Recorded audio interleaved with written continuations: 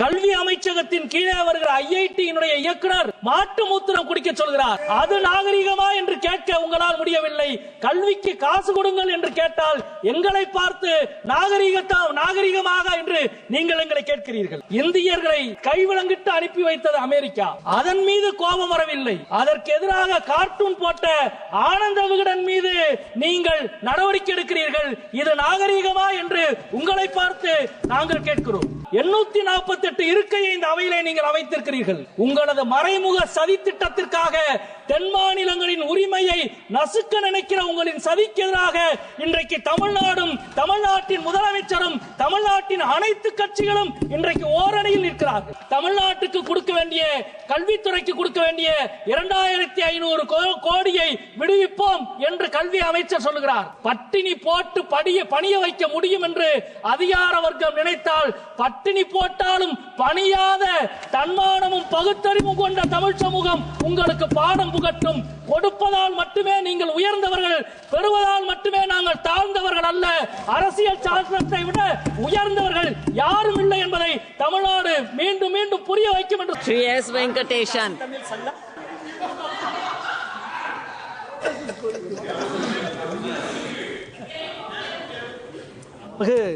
அவைத்தலைவர் அவர்களே, வணக்கம். எனக்கு முன்னால் குறுக்கீடு செய்து பேசிய மாண்புமிகு அமைச்சர் அவர்கள் ஹிந்தியை எதிர்த்தால் அது இந்தியாவை எதிர்ப்பது என்று அவர் கூறினார். இந்தி திணிப்பை எதிர்த்தால்தான் அது இந்தியாவை பலப்படுத்துவது என்பதை அமைச்சருக்கு அடிக்கோடிட்டு காட்ட விரும்புகிறேன். இந்தியா ஹிந்தியா அல்ல, எல்லா மொழிகளினுடைய சமத்துவத்தில் தான் இந்தியா நிற்கிறது. காசி தமிழ் சங்கத்திற்கு கொடுக்கிற முக்கியத்துவத்தை கல்விக்கு காசு கொடுங்கள் என்று கேட்டால் அது புரியாத உங்களுக்கு எந்த தாய்மொழியின் அருமையும் புரிய போவதில்லை, கல்வியின் அருமையும் புரிய போவதில்லை. கூட்டாட்சியின் மீதான தாக்குதல் தான் நவபாசிசத்தினுடைய கூறு. நீங்கள் கொடுத்த அறிக்கையிலிருந்து சொல்லுகிறோம். நிதி ஆயோக்கினுடைய அறிக்கை வறுமை ஒழிப்பு திட்டத்தில் முன்மாதிரியாக இருக்கிற முதல் மாநிலம் தமிழ்நாடு என்று சொல்கிறது. உங்களது பொருளாதார அறிக்கையில் மனித வளத்தை பெருக்குவதில் முதல் இடத்தில் இருக்கும் மாநிலம் தமிழ்நாடு என்று சொல்கிறது. நீங்கள் கொடுத்திருக்கிற அறிக்கையில் டெக்ஸ்டைல் ஏற்றுமதியில் முதலிடத்தில் இருக்கும் மாநிலம் தமிழ்நாடு என்று சொல்லுகிறது. உயர்கல்வி துவங்கி பொது சுகாதாரம் வரை தமிழ்நாடு முதலிடத்தில் இருக்கிறது. ஆனால் நாங்கள் கொடுக்கிற ₹1 வரிக்கு நீங்கள் திருப்பி கொடுப்பது வெறும் 29 பைசா மட்டுமே என்பது எவ்வளவு அவலமானது. ஆனால் பீகார் செலுத்துகிற ₹1 வரிக்கு ₹7 திருப்பி கொடுக்கிறீர்கள். உத்தரப்பிரதேசம் கொடுக்கிற ₹1 வரிக்கு ₹1.75 திருப்பி கொடுக்கிறீர்கள். இப்படி திருப்பி கொடுக்கிற எங்கள் உரிமையை கேட்டால் நீங்கள் எங்கள் மீது அபாண்டமாக பழி சுமத்துகிறீர்கள். நிதியில், கல்வியில், ஆட்சி நிர்வாகத்தில் என எல்லா முனைகளிலும் கூட்டாட்சியை தாக்குகிறீர்கள். மாநிலங்களை பட்டினி போட்டு பணிய வைக்கிறீர்கள். பட்டினி போட்டு பணிய வைக்கிற உங்களது அதிகாரத்திற்கு எதிராக நிமிர்ந்து நிற்பவர்களை நாகரீகம் அற்றவர்கள் என்று நீங்கள் சொல்கிறீர்கள். நீங்கள் பயன்படுத்திய வார்த்தையை நீங்களே திரும்பி பெறுகிறீர்கள் என்றால் எவ்வளவு நாகரீகமற்ற ஒரு வார்த்தையை நீங்கள் பயன்படுத்தினீர்கள் என்பதை இப்பொழுதாவது நீங்கள் உணர்கிறீர்களா என்று நாங்கள் கேட்கிறோம். அதே போல நீங்கள் திரும்பி பெற்ற வார்த்தைக்கு பின்பும் தமிழ்நாட்டில் இருக்கிற ஒரு ஒன்றிய அமைச்சர் உங்களது பேச்சை ஆதரிக்கிறார் என்றால் இதுதான் நாகரீகமா என்று நாங்கள் கேட்க நினைக்கிறோம். கல்வி அமைச்சகத்தின் கீழே வருகிற ஐஐடியினுடைய இயக்குனர் மாட்டு மூத்திரம் குடிக்க சொல்கிறார். அது நாகரிகமா என்று கேட்க உங்களால் முடியவில்லை.